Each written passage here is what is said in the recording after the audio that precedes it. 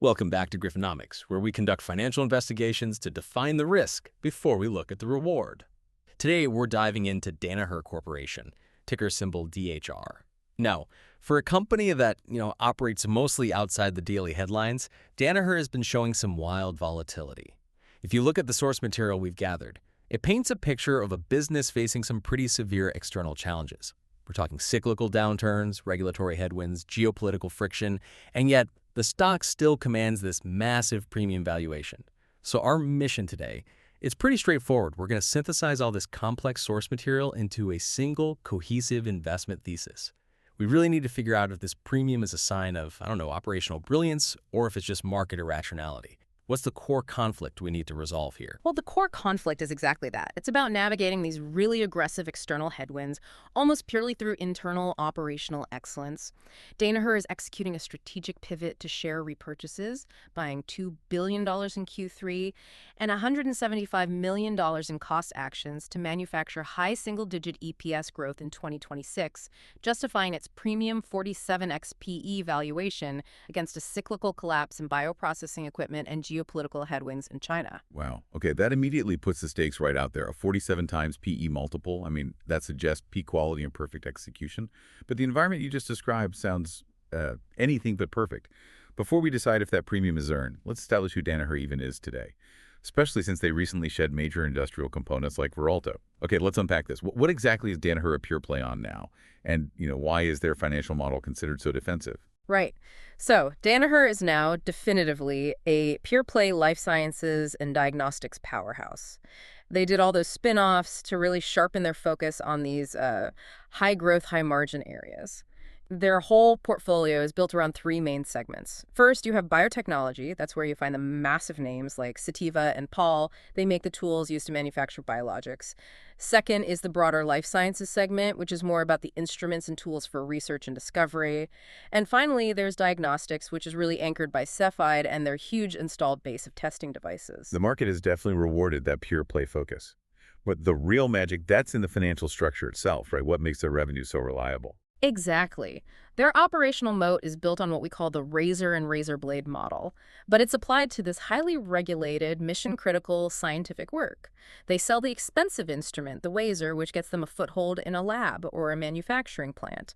But the real money, the majority of their revenue, over 70% of the total, comes from the blades. These are the proprietary consumables, the reagents, the services you need to run those instruments. It's incredibly sticky revenue. Once a pharma company has validated their entire manufacturing process around, say, a Cytiva filter, changing vendors it's almost impossible because of the regulatory hurdles. But how safe is that moat when we look at the actual segment performance? Our sources for Q3 2025 show this major divergence right in the middle of that growth engine. And that's exactly where the tension is. The biotechnology segment, which is supposed to be the crown jewel, delivered 6.5% core revenue growth in the quarter. On the surface, that looks solid, right? Especially in this environment, but you really have to look under the hood. So what's powering that 6.5%? Is it the razor or is it the blade? It is all blade. It is pure consumables strength. The underlying demand from pharma is still very robust. They're still developing new drugs, running trials, manufacturing biologics, especially monoclonal antibodies or mAbs. This fundamental demand, that's what drove double-digit consumables growth in the quarter. The production floor is still humming. So if they're still making the drugs, then why are we even talking about a cyclical collapse? It feels like a delayed problem if the foundational equipment sales are falling off a cliff. It's the infrastructure investment that is completely seized up. The customers, we're talking large CMOs and big pharma, they are pulling back hard on capital expenditures. We saw equipment sales in that same segment decline sharply in the high teens percentages just in Q3. And the root cause, according to management, is something they call customer decision paralysis. Decision paralysis. That's a great phrase for what sounds like a really nasty problem. Is this just an economic slowdown, or is there a policy driver here? It's a policy driver that's creating economic uncertainty. A lot of customers are just waiting to see the final shape of regulations, particularly around the Biosecure Act, which targets certain foreign entities in the biopharma supply chain. Right. So when a $50 million investment in a new manufacturing line might be politically risky in 6 months, executives just poo-batted. They postpone the decision. And the result is this fundamental split. Ongoing drug production is strong, which supports the consumables, but long-term investment is just stalled. Okay, so biotechnology is resilient on one side, but deeply cyclical and policy-sensitive on the other. That brings us to the rest of the portfolio. The sources kept highlighting the diagnostics segment as the sort of essential stabilizer. How is that counteracting the equipment weakness? Diagnostics is their anti-cyclical buffer. That segment gives them a steady base of clinical volume that isn't tied to the long, expensive biopharma investment cycle. The total core sales for the segment grew about 3.5% in Q3, which is modest. But the real standout was Cepheid. Cepheid's non-respiratory testing business. So this is their core daily routine non-COVID testing. That business grew a very strong 20%. 20%. In essential daily testing. That's some serious predictability. Absolutely. This volume is sticky, it's clinical, it's high frequency. It ensures that regardless of whether a company builds a new plant, people still need clinical diagnostics. And that provides the base of predictable revenue they need. That all sounds like domestic and Western stability. But if we pull back to the macro picture, a huge theme in the source material is Danaher's exposure to China. And that introduces a completely different, purely geopolitical headwind. What's the nature of the risk there? I mean, beyond just general trade friction. China is a primary source of volatility. It's leading to mid-single-digit declines in some areas. And this pressure, it isn't just a tough-selling environment. It's driven by a specific state policy. We're talking about volume-based procurement, or VBP. VBP. Okay, it sounds like a government demanding a huge bulk discount. Can you unpack that for us? What's the mechanism that's hitting Danaher's margins? It's essentially centralized purchasing, but with a massive political agenda. Local Chinese government purchasing pools use VBP to exert just intense downward pressure on prices for medical devices. They set a low price ceiling, and if you want the volume, you have to meet it. This makes Danaher's technology, which is often imported, less competitive against local alternatives. And those local alternatives, crucially, often get a huge benefit, like a 20% pricing rebate from the government just for being made locally. So they're not just facing price competition, it's a policy incentive. It acts like a 20% subsidy for local players. That seems almost insurmountable if they keep importing. Their counter strategy, then. Yeah. It can't just be about price, it has to be about becoming local themselves. Precisely. Their strategic defense is aggressive localization.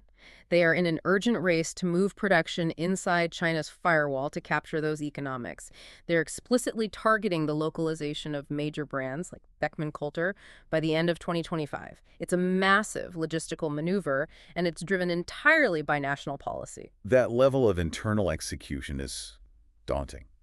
But they must be making progress, because the sources mentioned management is modeling for this VBP headwind to drop off quite a bit next year. They are betting everything on that execution. Management is modeling that the VBP pressure, which is maybe a $150 million headwind this year, will drop dramatically, down to only about $75 to $100 million in 2026. Mitigating that one external risk is a key piece of the bull case for margin recovery. Which brings us right to that operational pivot you flagged at the start. Danaher has always been known as a serial acquirer, right? Using cash flow to buy growth. Now they're shifting capital away from M&A and towards buybacks. Does that signal a lack of confidence in finding external growth, or is this more of a tactical move? It's being portrayed as extreme discipline, not a lack of confidence. And the shift has been profound. Management said quite explicitly that current M&A targets just do not meet Danaher's very strict financial return on invested capital thresholds. They're ROIC hurdles. Let's just clarify ROIC for our listeners. It's basically how efficiently you use your capital to generate profits. If Danaher has a strict hurdle there, why is that so critical to their whole model? Because ROIC is their North Star. It's everything. Danaher's whole playbook is acquiring great assets, improving them with their operating system, and generating outsized returns. If a potential target is already priced so high that even their operational wizardry can't hit that required rate of return, They just walk away. they just walk away. That discipline is exactly why they command the premium valuation in the first place. So instead of forcing an expensive, low-return deal, they decided the best return they could find was investing in themselves. They're buying back the farm. They are. The most visible sign of this was that Q3 decision to deploy a significant $2 billion to repurchase 10 million shares. That shows real confidence in their own intrinsic value. But the real engine for future earnings growth isn't just the buybacks. It's that internal engine that powers their efficiency. The Danaher Business System, or DBS. The DBS. It's legendary, their operational manual. But how does that translate into hard financial results when the market itself is slowing down? The DBS is the source of their manufactured growth story. It's a philosophy of continuous improvement, lean manufacturing.